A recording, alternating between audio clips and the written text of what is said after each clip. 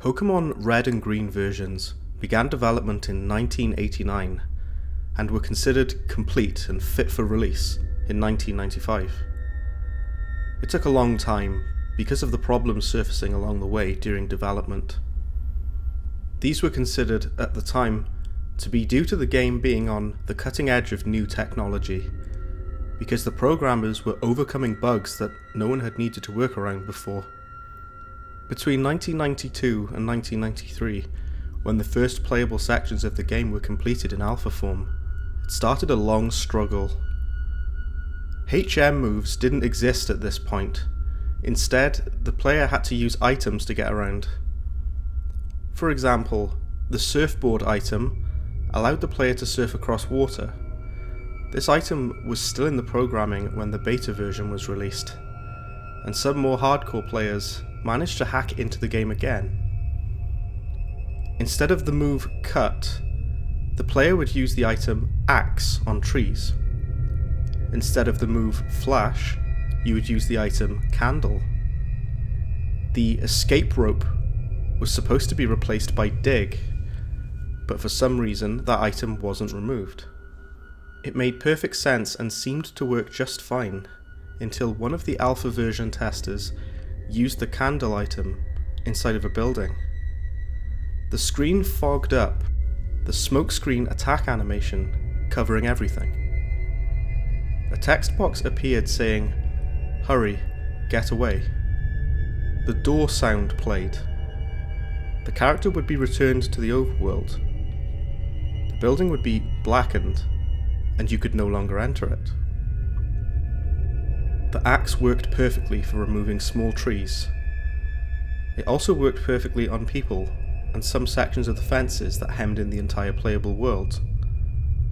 Upon using the axe on a human NPC, the sprite would vanish and be replaced by a small patch of dark pixels. This looked most like the blood it was meant to represent in the red version, and slightly odd in the green version. It became a morbid joke among the testers, who all assumed these things were programmed in just to try and spook them, and that they would be removed in the final versions of the game. They were, mostly. The escape rope item was considered a step too far by some. Upon the player standing and facing a doorway, if you were to select the escape rope item, it would form a noose and the player's character would be hung. The only way to get out of this was to switch the game off and continue from the last save. One of the testers left, and a new person was hired in his place. The new guy didn't appreciate the sick jokes that the programmers played on the testers. The others simply laughed it off, and told him not to be so touchy. He insisted, however, that these were children's games, and that the programmers shouldn't be adding things like this, even if they were temporary and meant as a joke. That was so long ago that I've forgotten his name. Kenta or something like that. He claimed to the higher-ups about the added extras, and the programmers were questioned. One of them was even fired over the incident. The claim was that they were wasting time and resources by adding these things. To be fair, by this time we had music and basic sound effects in the game, which made the extra effects even more gruesome. Using the axe on a person would now trigger a high-pitched squealing sound, along with the disappearance and the puddle of blood. Burning buildings also had an added repetitive crackling sound effect that was meant to imitate fire to the best of the old technology's ability. Lastly, if the escape rope was used, a singular crack would play. None of the programmers ever owned up to putting these dark extras in the game. They all claimed to have never seen them before, but they began to suspect each other when they realized that their jobs were on the line. Who knows if that programmer that was fired actually had anything to do with this? It was decided that the items would be scrapped entirely, and HM moves were invented to enable the player to progress instead. The remaining programmers found that it was a lot of trouble attempting to erase the items from the code, and resorted to burying them to render them unusable or inaccessible. This, in effect, was the same as erasing them, right? It worked, and the whole incident was forgotten. That is, until the beta versions were released to the public. Hackers started taking an interest in the game's coding. There were the famous incidents surrounding Lavender Town and the music that so badly affected younger players. But there were one or two cases in which hackers had uncovered the buried items in the game's coding, and the disturbing images that came with them, combined with the overall music, caused them to completely lose themselves. Almost no records of what happened exist, but I remember hearing on the news, back then, that a high school student had taken an axe to her classmates. She'd pulverized them as much as possible, turning them into indistinguishable puddles of human flesh.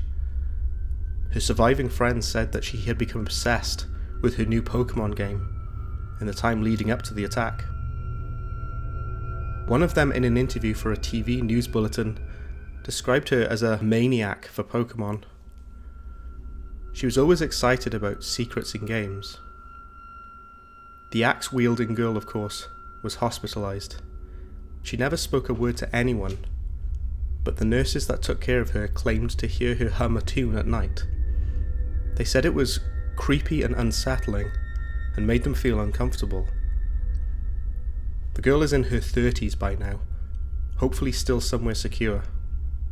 An older fan of the games had his office building burnt down, just months after the incident with the girl and the axe. It was played off by the media as nothing more than a tragic accident.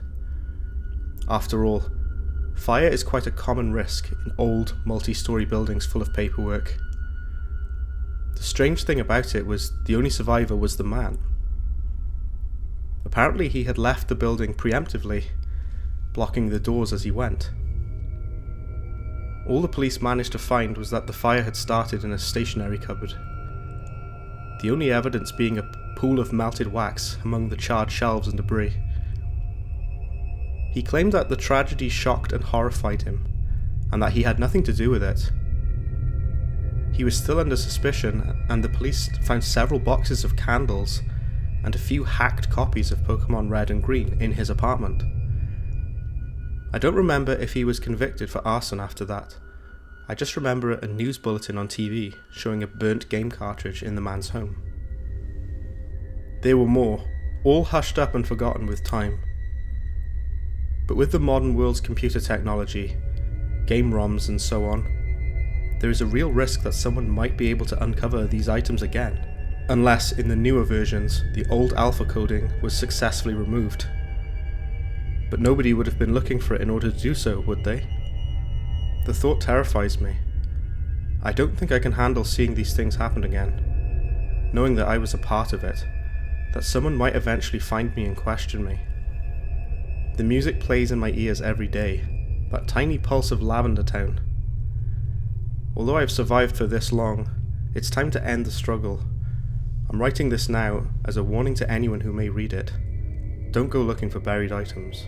My escape rope is waiting. So that was Axe Candle Rope, and I kind of liked this creepypasta actually, aside from the part later on where some of the people who had played this version of the game that went a bit crazy, but I'll get to that in a minute. First of all, I think the pacing was really good in this pasta. I like the explanation and the detail that was put into the early concept art that is shown, and these planned items for the game that were considered far too dark to be in the finalized version of the game. And what you see in the final versions of the game, of course, are the Pokemon moves that you use, such as cut to get trees out of your way and things like that. It's kind of a nice idea to have these items, like the axe and things, being used in a grim way or a disturbing way, and some of the guys who were QA testers for this game were getting freaked out by these things being included in the game, and somebody left the project over it. I kind of like that aspect of it. The part that was a little bit too far was where people who had managed to play this version of the game, the girl had killed someone with an axe for real. I just find it kind of hard to believe that you'd be that affected by it, or you'd be that obsessed with it. even though she is described as being a maniac for Pokemon in the story. I don't think I'd be like disturbed for life if I had experienced this game with these features included, such as you being hung and you being able to chop people down in the game. But I definitely remember it, and I would definitely think it was messed up that the developers decided to put those things in the game as a sort of joke, but I don't think it would disturb me as much as it appears to disturb the author. But overall, I think this is a pretty good pasta. It wasn't too ludicrous, it wasn't too stupid, because some issue that I found with a lot of recent pastas I've read is that the endings usually go a bit too silly, a bit too over the top, a bit too out of the land of believability, which this almost does for me, where you have the two people who had played the game that went a bit crazy. The guy with the burning building, the girl with the axe, is a little bit silly, but it's not too ludicrous and it's not too dumb, and it doesn't ruin the story for me, thankfully, but it is worth noting that it does bring it down for me a little bit. But to conclude, I liked the story, I like the idea of these cut items, this sort of cut content from the game that was considered disturbing, and how it affected people that had played it, and how it affected the author as well. So that's all for today. Thank you very much for tuning in again. Please join the Discord. As always, the link is in the description.